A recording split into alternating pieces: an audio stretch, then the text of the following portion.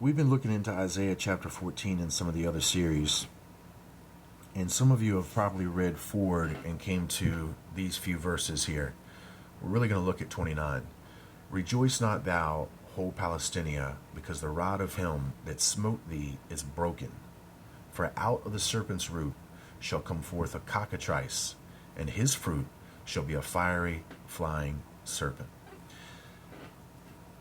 This is an immense passage, and my hope is to show you the immensity of some of these singular passages that we see in the Bible that are so easy to just read and not realize the magnitude of what you're seeing.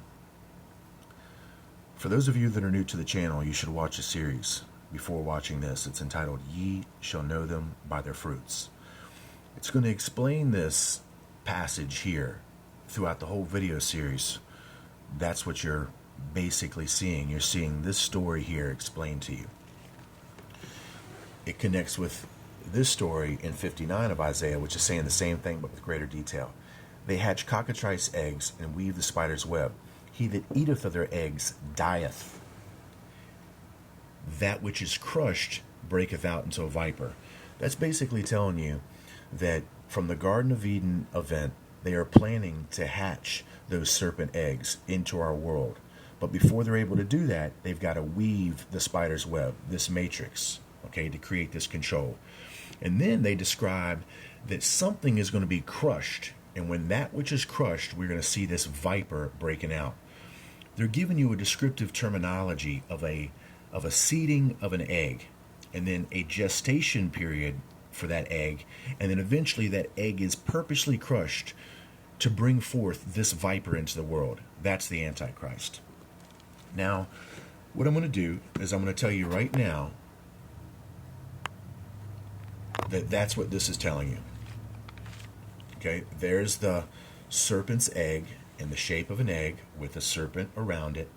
Okay, this is that singular cell that I told you. This is a program that's been injected with, in a sense, his ideological DNA.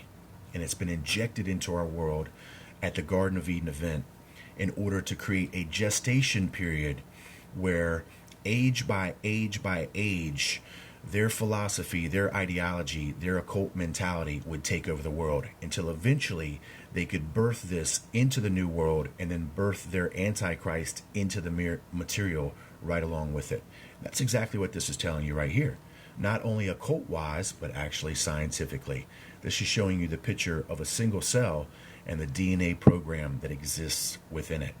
But the only problem is that this is a new program that they are trying to basically adhere onto the image of the original program. And there you see the water, which is showing you the original image, and then they seek their program over top of it.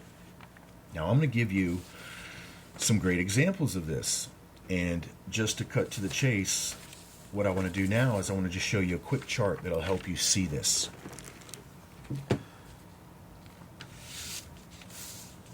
Okay.